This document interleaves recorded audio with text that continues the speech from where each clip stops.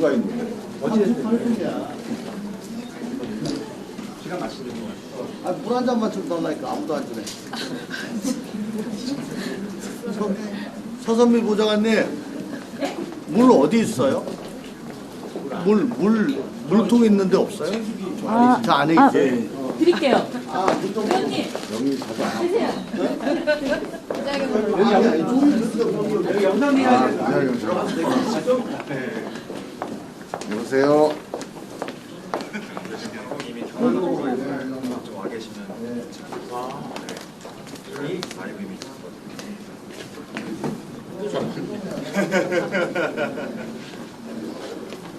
아이고야.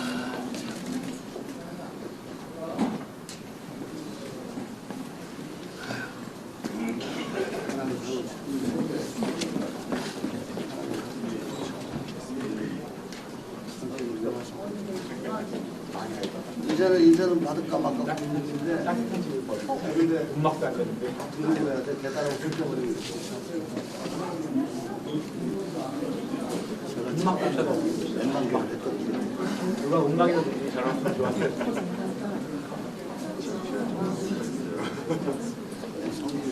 딴 사람들 그걸 듣고 앉으니까 난 같이 우울해가지고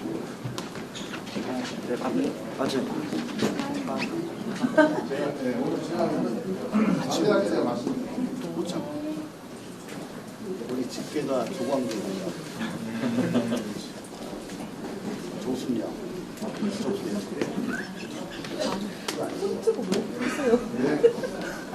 제가 말씀 자세히 드릴게요. 진짜 나다 뽑고 새로 놓고 예. 들어갑시다. 네. 들어가요.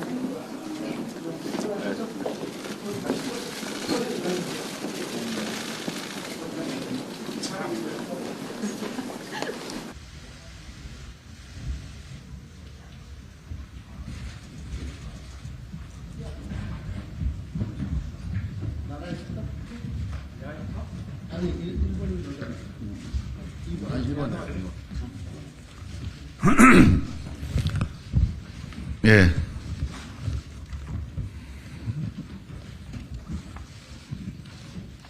기자회견을 시작하겠습니다. 바로 말씀을 드리겠습니다. 한국 정치에 이익이 있습니다. 새로운 길을 열겠습니다. 우선 불의의 정치 테러로 몸과 마음에 큰 상처를 입은 이재명 대표께 위로를 드립니다. 빠른 쾌유를 빕니다.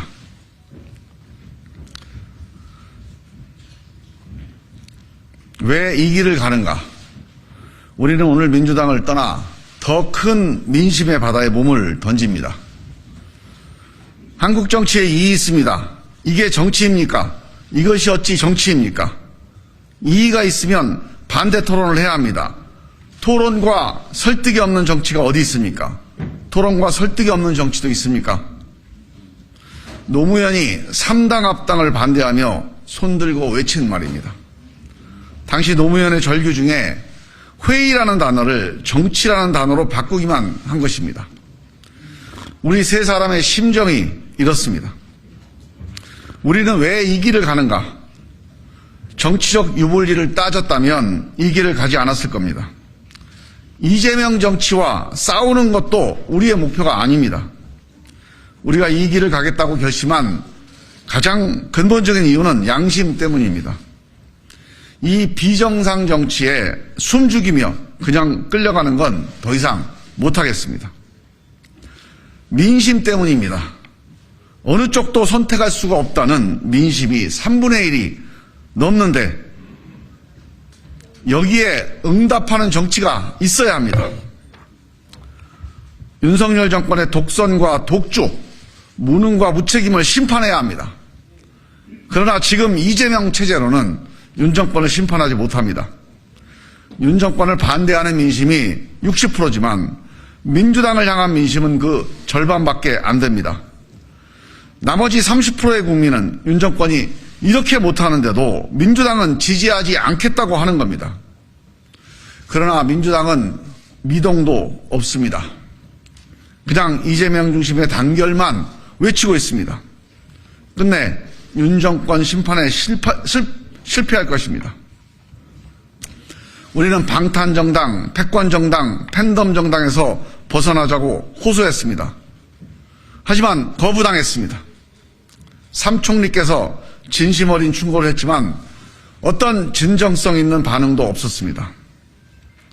선거법 문제를 대하는 태도에서는 절망했습니다. 내가 대통령 되는 것보다 다당제 민주주의로 가는 게 더 중요하다. 이 대표 본인이 한 말입니다. 의원총회와 전당대회 결의까지 있었습니다. 이 약속을 선거 유불리를 이유로 뒤집는다면 정치적 신의는 바닥난 것입니다. 기득권 정치에 높은 담장을 허물고 누군가는 길 하나를 내야 합니다. 우리가 이 기득권 정치에 책임이 없어서 나서는 게 아닙니다. 이렇게라도 책임을 다하려고 하는 것입니다. 우리가 어디까지 길을 낼지 모르지만 우리 뒤에 오는 새로운 이들이 이어달릴 수 있는 정도라도 길을 낸다면 보람이 있을 것입니다. 50%의 민심이 새로운 정당이 필요하다고 합니다. 기득권 정치에 대한 불신은 이미 임계점을 넘었습니다. 기성정당 내부의 혁신 동력은 소멸했습니다. 전체주의적 기득권 양당제로는 변화된 한국 사회와 시민의식을 담아내는 것이 불가능합니다. 이제는 다당제 민주주의로 가야 합니다. 기득권 양당만으로는 누가 집권해도 누가 다수파가 돼도 독주와 묻지마 반대의 악순환에서 벗어날 수 없습니다. 진영 논리를 뛰어넘어서 시시비비를 가릴 새로운 정치 세력이 반드시 필요합니다.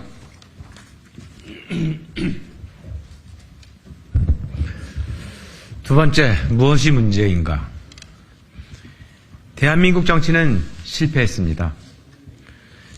세상을, 국민의 삶을 바꾸는 데 실패했습니다.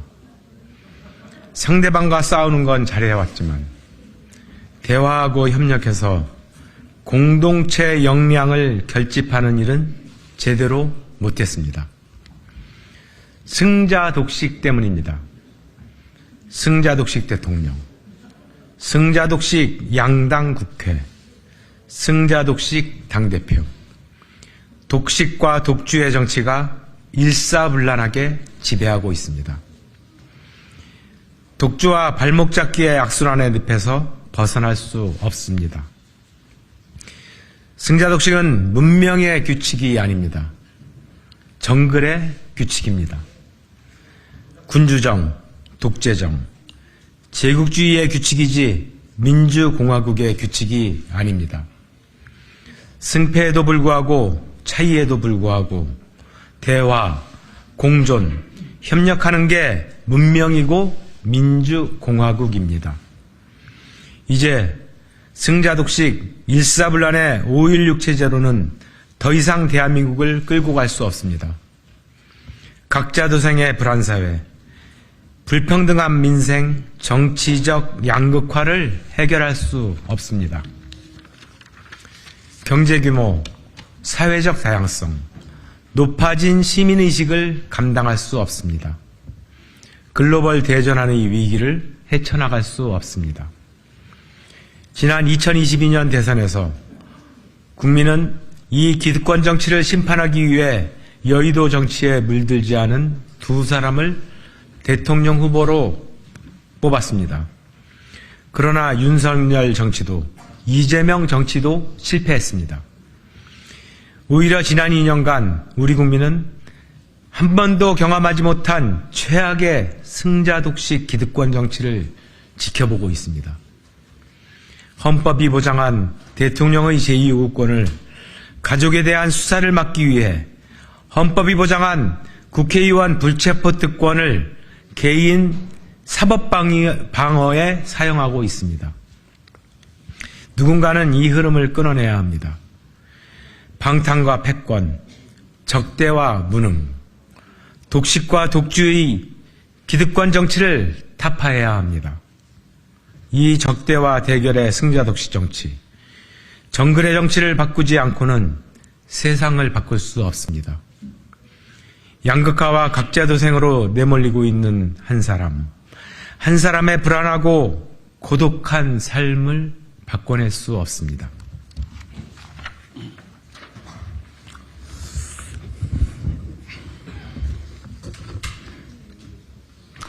미래로 가는 개혁 대연합을 제안합니다.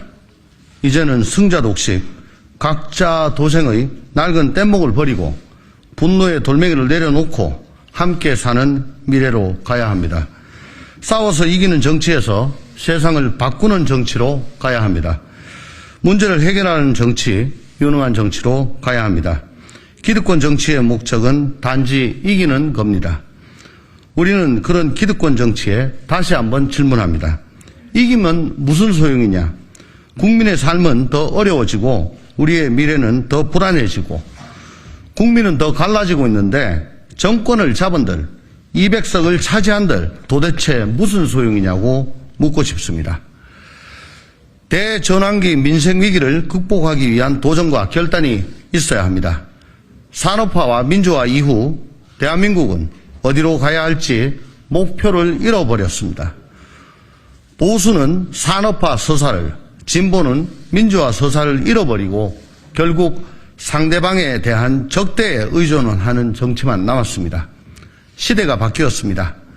이제는 일사불란이 아니라 다원주의가 시대 정신입니다.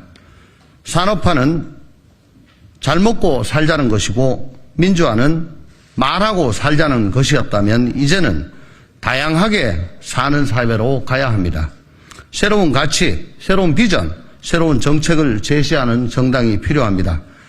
새로운 사회 계약을 써야 할 때입니다. 세상을 바꾸려면 국민 역량을 모아내는 국민 통합 정치, 연대와 연합 정치로 가야 합니다. 김대중의 통합 정치가 IMF 국난을 극복했고 DJP 연합이 평화적 정권 교체를 만들어냈습니다. 촛불의 연대 연합 정치로 국정농단을 심판했습니다. 세계사에서도 위대한 정치는 통합 정치, 연대와 연합 정치의 성과물이었습니다.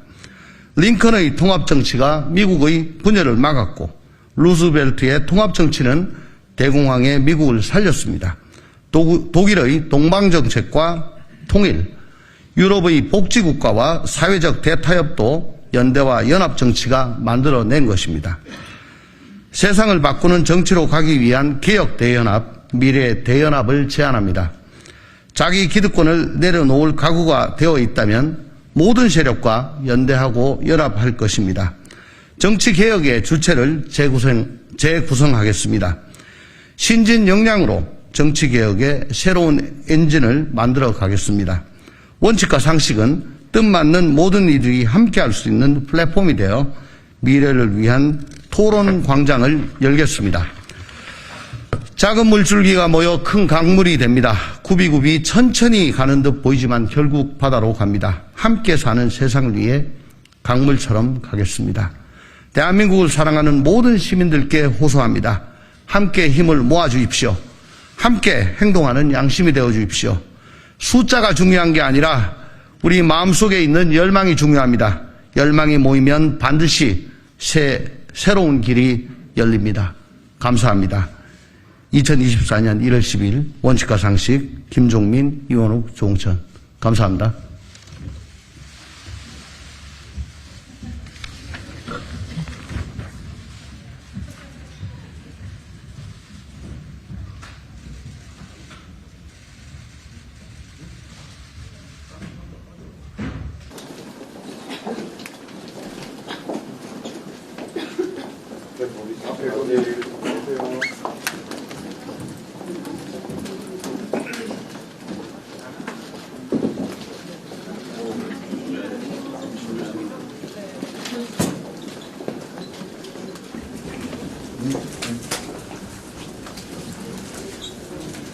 예. 일단 질의응답 하겠습니다. 손을 들어주시고 우리 소속 말씀해 주시고 말씀해 주십시오. 예.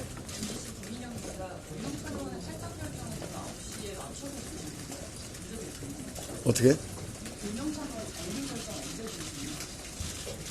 그거는 어제 오늘 뭐 계속 얘기를 했는데요. 최종적으로는 오늘 오전에 저희한테 얘기를 했고 이 윤영찬 의원 관련된 거는 저희도 이제 그 간단하게 입장을 전해받은 정도밖에 없어요. 그래서 자세한 거는 우리 윤영찬 의원하고 말씀을 나눠보시는 게 좋을 것 같고 저희가 또 이런저런 뭐 추측이나 아니면 해석을 가지고 얘기하면 조금 적절하지는 않을 것 같습니다. 예, 또 다른 분. 예. 예.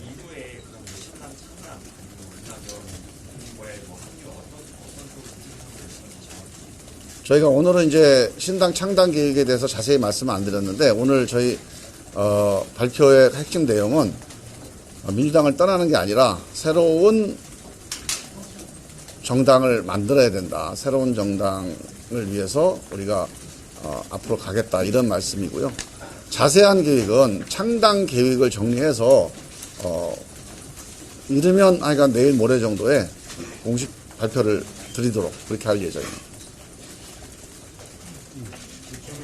미디어오늘의 조현호 기자입니다. 예. 여기에 그럼 말씀하신 거에 따르면 여기에 비전 가치 새로운 정당을 이게 필요하다고 했는데 그럼 이게 탈당하겠다는 뜻은 아닙니까? 탈당하겠다는 얘기는 아닙니까? 이게? 지금 탈당 선언했잖아요. 그럼 탈당하겠다는 말은 여기 직접 오늘 첫 줄에 민주당을 떠납니다고 돼 있어요.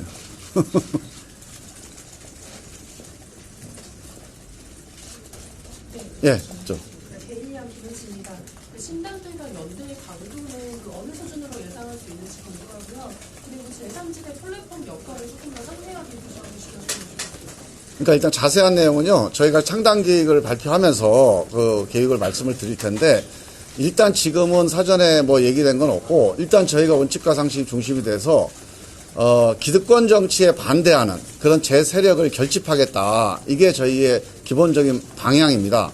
그리고 여기에 동참하는 분들은 누구라도 같이 한번 하겠다. 단, 자신의 기득권을 내려놓고 한국 정치판을 한번 바꿔보겠다. 그런 각오가 돼 있어야지 옛날에 하던 정치를 좀 이어서 세불리게 하는데 같이 하겠다. 이런 정치로는 저는 어렵다고 보고요.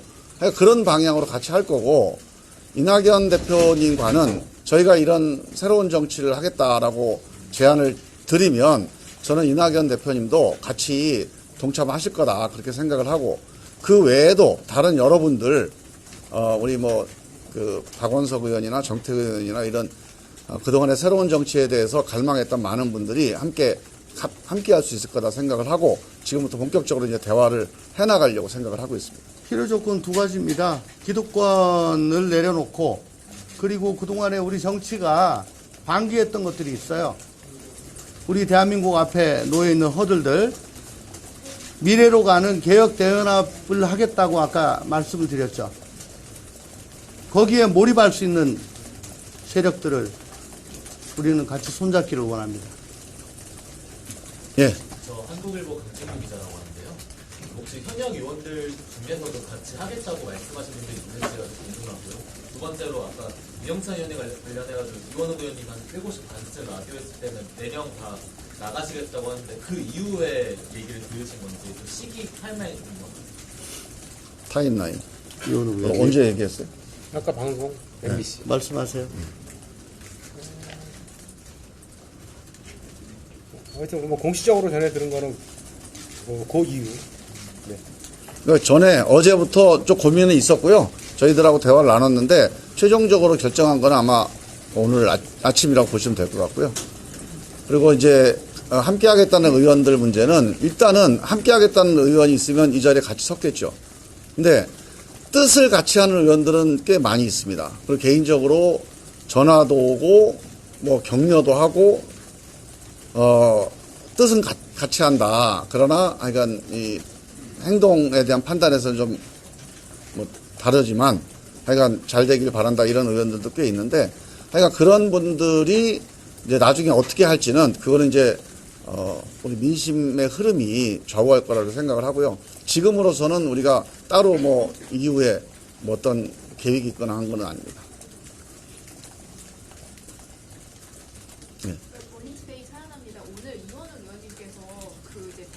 측에서 뭐 공동 선대위를 제안을 했었다라고 이제 말씀을 주셨는데 그 지금 이제 기자회견 직전까지 또 추가로 대표 측에서 뭔가 이제 말씀이 있으셨는지.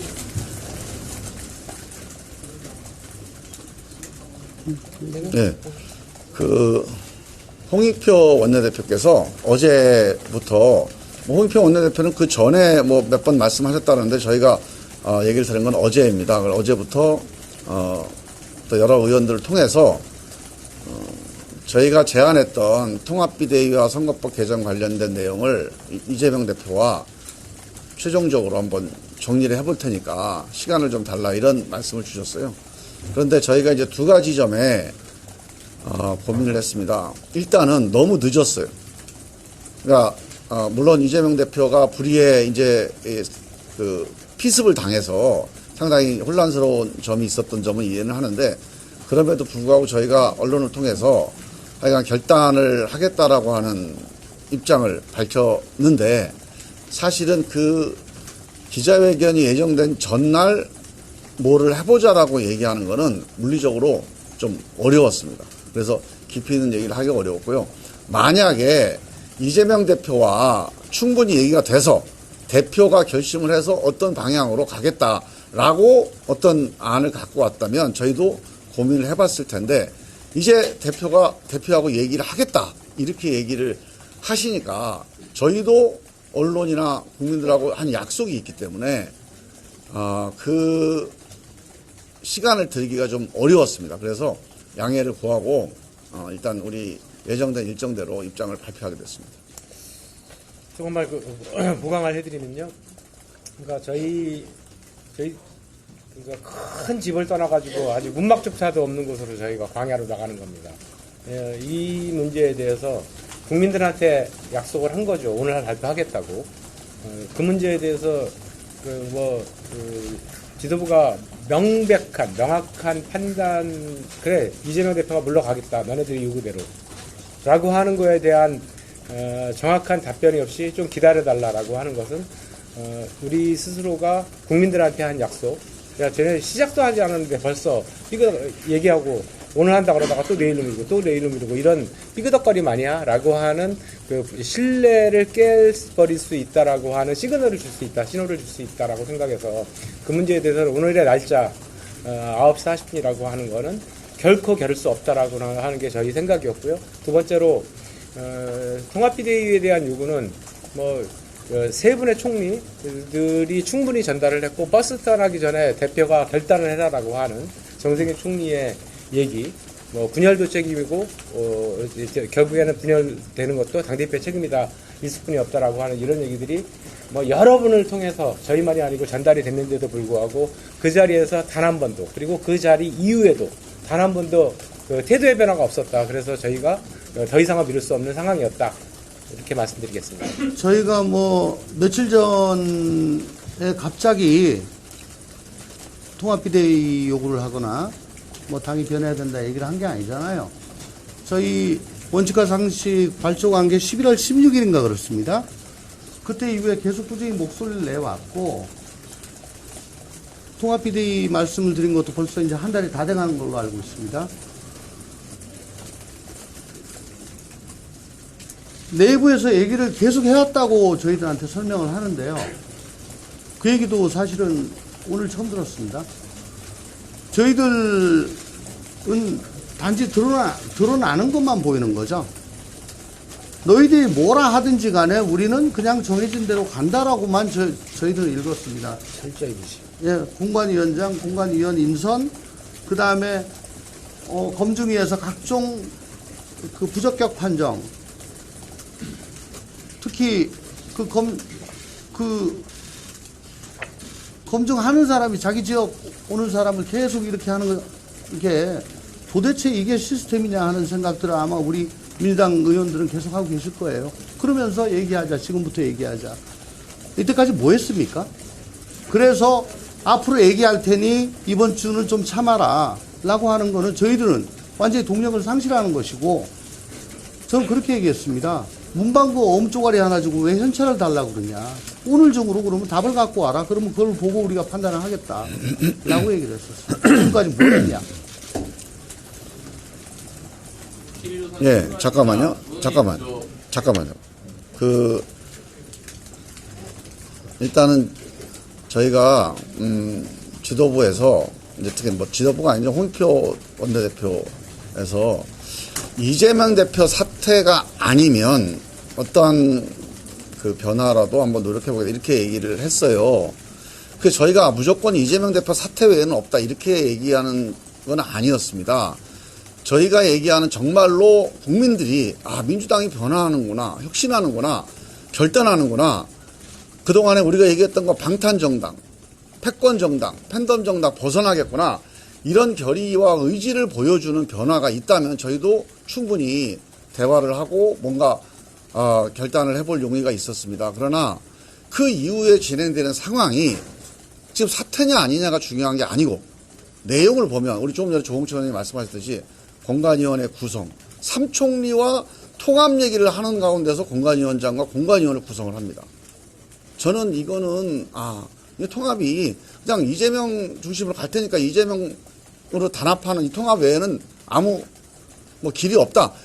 거의 그 선언이라고 좀 봤거든요. 그리고 그 이후에 지금 아까 얘기했던 그 여러 가지 그 탈락, 공천 탈락, 부적격 탈락 사례들, 그리고 강원도당 위원장 하다가 지금 서울에 출마하겠다는 것을 경고를 했어요, 최고위가. 주의. 근데 주의에도 불구하고 지역구에서 출판 기념회 하고 계속 입장 발표를 하고 하는데 지도부가 아무런 얘기가 없습니다. 그러니까 이거는 시간 끌다가 또 이런 것들이 다 허용이 되고 간다. 저는 이런 걸 보고 이거는 민주당이 그 이재명 사당에서 벗어날 수는 없구나 하는 생각을 더 굳히게 만들었는데 이런 현실을 놔두고 홍익표 대표가 시간을 한번 갖고 얘기해보자라고 하는 게 저는 저희들의 이 결단과 결정을 뒤집을 만한 그런 어떤 요인이 되기는 어려웠다 이렇게 생각합니다. 그 윤영찬 의원님이 의원님들한테는 민주당 잔류의 이유를 짤막하게나마 밝히셨을 것 같은데 지금 최근 며칠간 지역구 공천 상황의 변동이 좀 크지 않았습니까? 그래가지고 그거에 대한 해석도 좀 있거든요. 그래서 일단 그 문제는요. 윤영찬 의원 입장문을 낸 걸로 제가 알고 있어요. 그리고 그 입장문 내용과 크게 차이가 없습니다. 그리고 지역구 뭐 현근택 변호사 문제와 관련해서 물어보시는데 윤영찬 의원이 고민이 있었던 거는 그 보도가 나오기 전이었기 때문에 저는 뭐 그게 직접적인 관련이 있다고는 보지 않고요. 그러니까 그 관련된 이유, 배경은 저희가 요 이상 얘기하는 건 조금 실례라고 봅니다. 윤영찬 의원하고 직접 대화를 해보시면 좋겠어요. 한 가지 더 부연 설명드리면 저희라고 지금 뭐 편안하게 지금 이렇게 탈당하는 게 아닙니다. 지역에서 난리가 지금 아직도 나고 있는 상황이고요. 뭐 속이 다 뒤집어지는 그런 상황입니다. 그거 다 감내하고 가는 거죠. 중앙일보 정용환입니다. 어쨌든 그 윤영찬 의원 잔류 결정이 굉장히 중요하다고 해석되지 않을 수가 없는데 여기에 대한 이 세 분의 입장이 어떤 건지는 좀 발표해 주셨으면 좋겠습니다. 일단 그거는 천하용인에서도 용인 하나 빠졌잖아요. 여기도 뭐 하나 빠지나 보다. 뭐 저는 그렇게 생각합니다. 그래서 저희가 이제 네 명이 같이 그동안 해왔던 그런 과정에 비춰보면 저희도 당혹스럽고 상당히 정말 안타깝습니다. 근데 그 윤영찬 의원의 결정은 개인적인 문제입니다. 저희가 지금 오늘 이 입장문에서 밝혔듯이 저희가 지금 가고자 하는 길은 대한민국 민심을 받들고 새로운 정치의 이정표를 만들겠다고 하는 길인데 그 길을 멈출 수는 없습니다.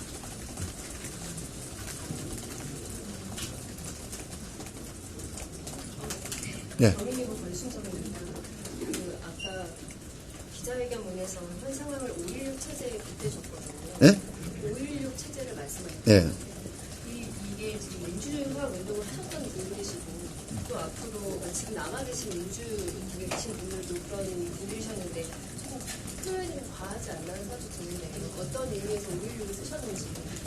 지금 이제 되게 5.16 이후에 대한민국 근대화가 이루어졌잖아요. 그래서 산업화가 이루어지고 또 그 전국적인 행정조직이 정비가 되고 해서 국가의 모습이 이른바 네이션 빌딩이 이루어졌습니다. 그 위에서 권력을 민주화하는 87년 민주화 항쟁에 있어서 민주화가 이루어졌고 그 위에서 국가 주도의 정보화가 이루어졌습니다.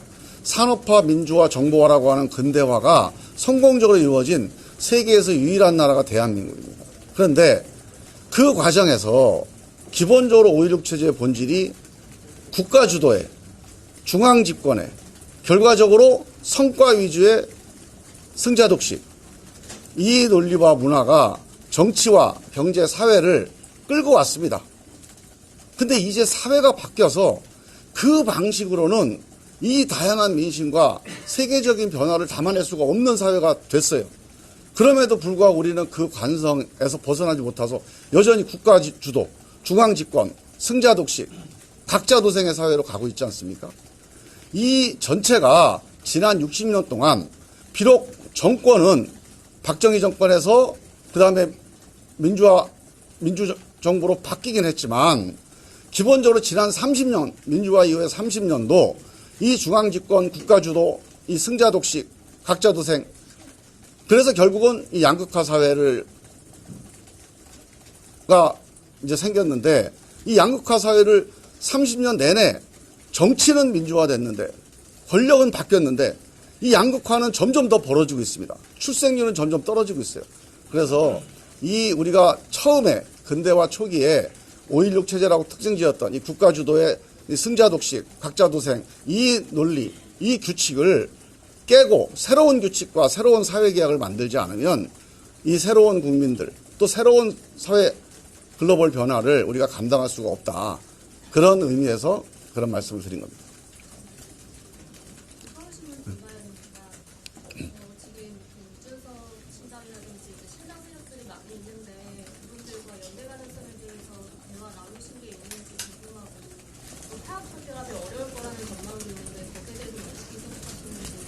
그 가능성은 지금 다 남아있는 거고요. 사전에 저희가 대화를 나눈 바는 없고 앞으로 저희가 기본적으로 창당 계획을 발표하면서 일단은 앞으로 어떤 당을 만들고 어떤 정치가 펼쳐져야 되겠다라고 하는 입장을 말씀을 드릴 겁니다. 그러면 이 입장과 뜻을 같이 하는 정치인들 또는 세력이 있을 거예요. 그분들과 저희는 대화를 할 생각입니다. 어떤 세력과 대화를 할 거고 예를 들면 각자가 뭐 정의당이 나는 계속 뭐 노동정의당 하겠다. 또는 뭐 이준석 대표가 나는 계속 보수정당 하겠다. 그러면 저는 뭐 얘기하기 어려울 거라고 봅니다. 하지만 기득권 내려놓고 과거에 어떤 정치를 했든지 간에 이제 이 한국 정치의 이 엄중한 상황을 좀 바꿔보기 위해서 기득권 정치 타파를 위해서 기득권 내려놓고 우리 새로운 정치 해보자. 미래로 가자. 이 미래 세력이 되겠다. 이런 정치인들이 있다면 우리는 털어놓고 얘기를 해볼 거고요. 그 얘기의 결과 어떤 모양이 나올지는 그거는 민심이 결정합니다. 정치인들이 결정하는 게 아니고 아 그런 방향으로 한번 가봐라. 그러면 어떤 방향이 됐든지 간에 결론이 날 겁니다. 최선의 대의원입니다. 탈당계는 이미 제출하신 건지 아니면 하실 건지 궁금하고요. 윤영찬 의원 잔류 결정에 대해서 아까 이원욱 의원은 말씀을 안 주셔서 좀 듣고 싶은데 이제 특히 수차례 4명이서 공동 행동을 하겠다고 말씀하셨던 터라 좀 배신감도 느끼시진 않을까 싶기도 하고 이원욱 의원님 말씀. 탈당계는 저희 이제 즉시 제출할 거고요. 당연히. 윤영찬 의원의 이제 최종 판단을 들으면서 일단 굉장히 안타깝다라고 하는 생각이 들었습니다. 그리고 아쉽고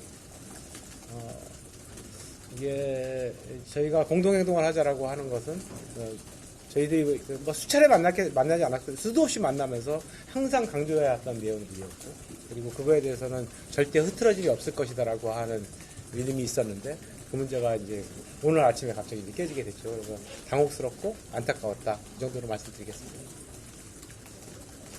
그러나 윤영찬 의원이 잔류한다 하더라도 지금과 같은 양극단의 혐오 정치를 극복하는 데 있어가지고 좋은 역할을 해주기를 바란다라고 하는 말씀도 덧붙일게요. 그리고 이제 많은 분들이 이제 윤영찬 의원이 이제 참여하지 않으면서 이 계획이 좀 흔들린 거 아니냐 이렇게 말씀을 하시는 분들도 있을 텐데요. 저희가 보기엔 이렇습니다. 우리가 시험 볼 때도 처음에 준비를 잘해서 꼭 이번에 100점 맞자고 들어갔지만 또 한두 문제 틀릴 수도 있어요. 근데 그렇다고 해서 시험이 흔들리거나 망가지진 않습니다. 저희가 가고자 하는 길은 저희 4명이 또는 3명이 뭔가를 계획해서 만들어낸 일이 아니에요. 대한민국 국민들이 지금 이 기득권 양당 체제 이것만 가지고는 나 투표 안 하겠다. 또는 찍어도 좋아서 찍는 게 아니라 전원 비워서 내 찍는 거다. 이런 국민들이 있는 한 저희들 같은 노력을 저는 막을 수 없다고 봅니다. 그리고 저희들 노력이 반드시 저는 민심에 닿아서 이번에 꽃을 필 거다. 또는 강물처럼 흐를 거다. 저는 그렇게 확신합니다. 아까 여기에도 그 어느 새로운 가치를 위해서 어느 세력하고 그렇게 연대할 수 있다고 말씀하셨는데요. 아까 이준석 신당도 말씀하셨지만은 이들과 이제 처음에는 선거를 위해서 이게 같이 연대를 한다고 하더라도 나중에 이제 선거 후에 이념이라든지 격차, 리더십 이런 문제 때문에 갈라지고 이전에도 이제 그런 사례가 있었기 때문에 선거용 그런 어떤 선거만을 위해서 어떻게 보면 좀 결합했다가 정치공학적으로 결합했다가 나중에 다시 쓰러지는 좀 이런 측면에서의 우려들이나 그런 평가들도 있는데 어떻게 보십니까? 제가 좀 답변 드릴게요. 국민의 예를 들어서 국민의힘의 내부 구성원들의 이념적 스펙트럼 그것이 전부 똑같을까? 그렇지 않고요. 민주당 내에서도 이념적 스펙트럼이 다 똑같을까? 그렇지 않고요. 그러니까 경제를 바라보는 관점이라든가 어떤 사안 하나하나를 바라보는 관점이 다 다릅니다. 그러니까 이념 스펙트럼이 대중정당에서는 굉장히 넓을 수뿐이 없다라고 하는 겁니다. 그래서 이준석 신당이 극우 보수적 정당의 모습을 띄어서 우리하고는 도저히 못하겠다. 비전과 가치, 이념의 문제에서는 도저히 안 되겠다라고 하는 것 정도가 아니라고 한다면, 예를 들어서 이준석 신당 보수 이준석 신당만이 아니고 국민의힘에 있는 개별 의원까지도 포함해서 정의당의 개별 의원까지도 포함해서 저희는 굉장히 폭넓게 문이 열려 있는 것, 그리고 그 속에서 어떻게 화학적 결합을 만들어 갈 것인가라고 하는 것이 목표가 됐을 뿐이 없다라고 생각합니다. 한 가지 지금 전제가 함께 할 거다. 근데 함께 하면 노선의 차이가 있어서 갈라질까 이렇게 물어보셨는데, 일단 함께 할지 안 할지를 아직 모르는 일입니다. 그러니까 그거는 아까 말씀드렸듯이 이준석 신당과 함께 한다, 정의당과 함께 한다 이렇게 정해놓은 게 아무것도 없어요. 저희는 기존에 있는 기득권 정치 타파를 결단한 세력과 앞으로 협력하고 대화하겠다. 요 방침만 확정된 겁니다. 그래서 이 대화를 통해서 우리가 새로운 정치로 향하는 뜻이 같으면 같이 하는 거고, 그게 안 되면 선거를 위해서 같이 하거나 그런 일은 없을 겁니다.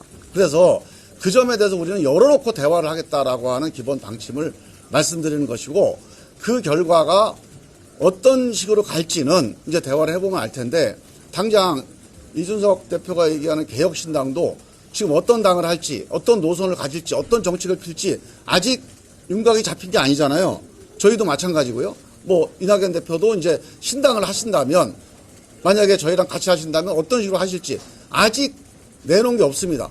이런 걸 저희가 털어놓고 같이 얘기를 해서 정말로 국민들에게 기존 기득권 양당과는 다른 모습을 보여줄 수 있다고 확신이 들면 같이 내놓는 거, 그렇지 않으면 또 각자 자기 소신대로 방향을 잡는 거니까 그거는 지켜보자고요. 그러니까 국민들 보시는 앞에서 정책과 비전과 가치를 놓고 공개적으로 썸을 타는 과정이 필요하다고 생각을 해요.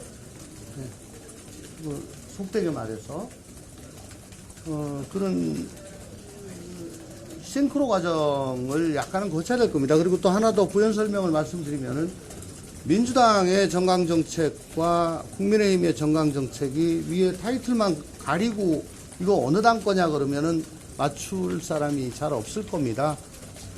진보다 보수다라고 얘기하지만은 거의 비슷합니다. 이해관계가 다르고 지역이 다르고 주 타겟으로 하는 득표 에이밍하는 층이 다를 뿐이지 별로 차이가 없습니다. 그래서 네. 한국 정치의 미래를 가는 숭고한 구슬을 그런데 지금 현재 국민들은 단계 기득권 정당을 타파하기 위해서는 지금 정치권의 허들이 두 가지인데, 하나는 기득권 양당의 선거 보조금 문제가 뭐 알다시피 200억에서 400억 이렇게 양당이 이렇게 적게적 공생관계를 유지하고 있고 또 하나는 원내교섭단체로 생각이 되는데 지금 아무리 굉장히 신당을 창당해서 수많은 뜻을 갖고 있다 하더라도 정치는 현실인데 그 교섭단체 물론 그런 부분 보조금 문제하고 교섭단체 문제를 하려면 대화나무 같이 연결되기 때문에 굉장히 지난한 문제지만 지금 현재 정치는 현실로서 가장 지금 현재 뭔가를 평가를 갖고 이 숭고한 뜻이 쓰러지지 않고 국민들로부터 재평가를 받으려면은 현역 의원들이 많이 좀 뜻을 함께 할 수 있는 이런 것이 집중이 돼야 될 것 같은데 거기에 대해서는 어떻게 생각하십니까? 기득권 타파를 추구하는 제 세력들이 모여져서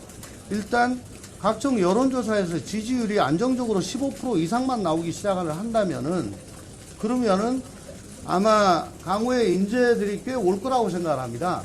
그게 선거 비용 100% 보전이거든요.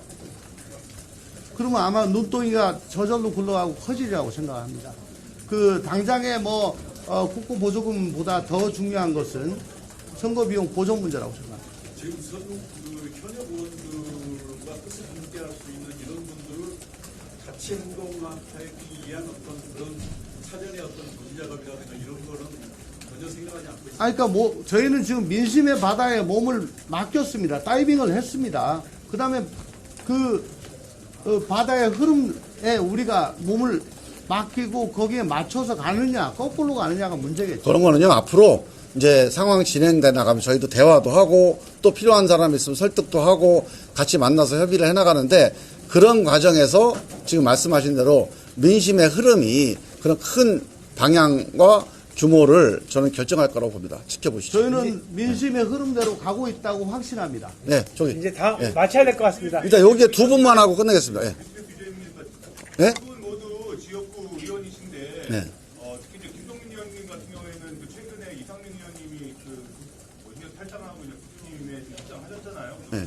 충청권의 선거라든가 지역 민심 부분을 상당히 좀 요동치는 것 같은데 대표적으로 지역 국민들에게 어떤 말씀 좀 전하고 싶습니다. 저는 특정 지역이 이렇게 다른 생각을 갖고 있지는 않다고 보고요. 대한민국의 모든 지역이 지금 이렇게 우리 지역은 빨간당, 우리 지역은 파란당 이 정치 그만하고 싶다. 영남, 호남에도 그런 국민들이 저는 대부분이라고 생각합니다. 충청도 보세요. 충청도 당하자. 충청도 우리끼리 뭉치자. 그게 아니에요. 빨간당, 파란당으로 나눠서 이렇게 하는 거 그만하자. 그게 충청도 민심입니다. 우리가 그런 미래를 향해서 새롭게 가겠다. 그건 충청도 민심, 호남 민심, 영남 민심이 저는 다 호응할 거라고 봐요. 예. 국회의원 이승기자인데요. 그러면은 이번 총선에서 어쨌든 제3지대에서 이제 지역구로 나오고 가는 건 좋던데 지금 계시는 지역구 말고 다른 지역구도 좀 고려해서 폭넓게 좀 생각하시는 게 있는지.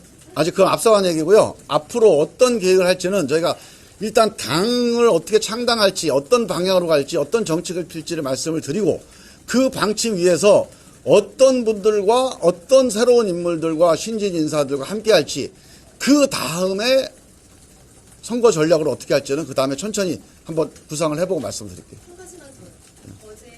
아니. 저 처음인데, 처음. 네. 통합비대위를 요구하는 만약에 통합비대위가 수용되더라도 그게 양당 정치 하에 비대위인 것인데요. 지금 말씀하시는 양당 주도권을 비대위가 할 수 있을까요? 다시 어떻게 정확하게.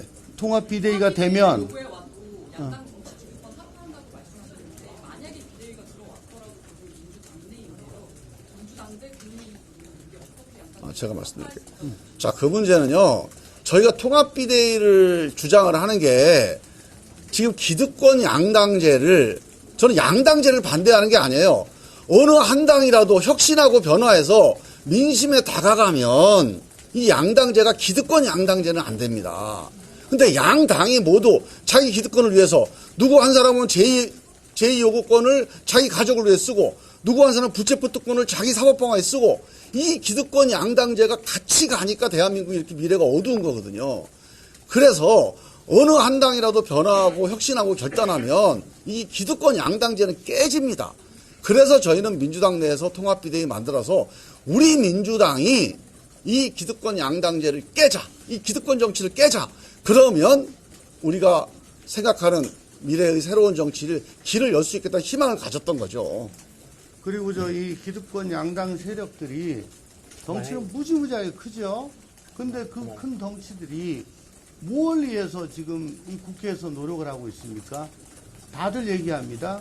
윤석열 정부 성공을 위해 최선을 다하겠습니다. 이재명 지키겠습니다. 국민 위한다는 얘기, 민생 위한다는 얘기는 가끔 이빨림으로 하죠. 진심이 아닌 것 같아요. 도대체 민생은 누가 살립니까? 자, 일단 오늘 또 개인적으로 따로 또 이제 질의응답을 이어가기로 하고요. 일단은 또 뒤에 기자회견을 하고 있으니까요. 이 정도로 마치도록 하겠습니다. 자, 감사드리고 앞으로 저희가 이제 새로운 출발을 하는데 앞으로 이제 전화도 자주 받고 또 여기 좀 자리도 자주 만들겠습니다. 하여간 저희랑 많이 소통해 주시고 작은 당이라고 또 너무 가끔 보지 마시고 여기에서 대한민국 미래가 움트고 있다. 그거 꼭 기억해 주시기 바랍니다. 마치겠습니다. 그리고 앞으로 이제 아마 굉장히 비난도 오고 막 그럴 건데 다 감사하겠습니다.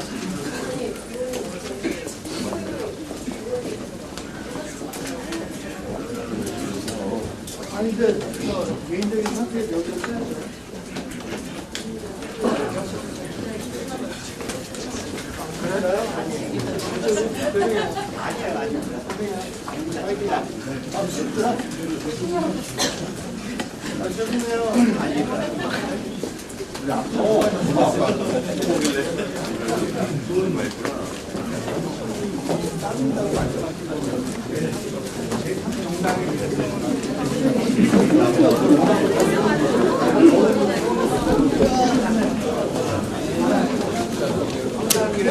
나지도 하고 있네. 지금 못하는 정치가 나잖아요. 아니 각자 자기들 어떻게 그럼 많이 하죠. 특검을 요번에 하냐 마냐 그런 것만 가지고 하잖아요. 처음에 원칙과 상식 했을 때보다 지금 더 어떻게 보면 그런 양당 외에 제3당이 더 필요하다는 그런 여론이 더 높아진 거라고 보시는지. 네? 아니 일로 가자. 방금 가자. 들어가자. 아니 앞으로 가자. 네. 뭐 그런 비슷한 얘기를 고민을 해. 지금 우리 동아일보 매체 나오는 지도부에서 여론이 주행동으로 다시 하고 있다고 보시는 거죠. 그렇지 않나요? 그래서 저희한테 얘기한 적 없습니다. 아 저기야 저기. 그리고 그 얘기 하면 진작 했어야지. 그럼 지금은 그 어느 신당으로 들어가는 아유, 것보다 일단 저희가 독자적인 당을 신당을 창당하려고. 만드는 게 더 우선 나중에는 저기 뭐 합류를 훌륭한 하거나 분들 있으면 저희가 모시려고 그랬습니다. 그리고 사실은 저희가 하는 게 아니고 새로운 플랫폼을 열어서 다 같이 함께하자 이런 제안을 저기 하자. 의장님 그러면 독자 신당으로 해가지고 논사람 요청만 하실 건가요? 아니 그거는 아까 말씀드렸듯이 나중에 이 당이 좀 방향을 잡힌 다음에 개인적인 그런 선택이나 이런 걸 해서 결정하죠. 3번으로 나가는데 최종. 아니 그럼 뭐 디테일한 선거 관련된 거는 이제 당이 꼴을 갖춰서 우리들한테 어떤 당으로 갈 건지를 얘기한 다음에 저희가 얘기해서 밝히신 건 내일 모레예요. 그래서 창당 계획은 내일 모레 정도 하려고 준비하고 있습니다. 양당당지 왜 지향점이나 아니야. 그러니까 그런 얘기를 내일 모레 우리가 어떤 정당을 만들고 어떤 정치를 할지 대한민국을 어디로 가는 게 바람직한지를 정리해서 오늘은 탈당 기자회견이니까 우리 미래에 대한 계획은 내일 모레 얘기를 좀 드리려고 합니다. 현역 의원 아니더라도 원외에 계신 분들한테 소통하시거나 만나시는 분들 계시나요? 네, 그런 분들은 이제 계속 한 분씩 같이 참여하도록 해나갈 겁니다. 이제 하루에 반은 내일 모레 발표한 다음에. 원칙과 상식에 지금 정치대로 계속 얘기했지. 3분의 1 같이 사는데 윤 의원님 오늘 오전에 그러면 입장 전환 어떤 형식으로 의원님과 문자라고 직접 만나셨 어제만 봤고 오늘은 계속하지 않느냐 이런 우려들이 대화로. 그런 증거를 생생히 보여주시는 네, 그런 관심은 전혀 없었고요. 저는 윤 의원이 그것 때문에 마음을 빼고 어려워하려고 아주 제가 민주당 검증위를 그런 건 상상도 못할 일이에요. 김대중 대통령 내가 검증은 잘하자. 자료에 대한 어제 이전부터 좀 있어서. 송민아. 가보겠습니다. 네. 안녕. 잠깐만요. 나도 좀 찍어줘. 안녕해야지 여기다.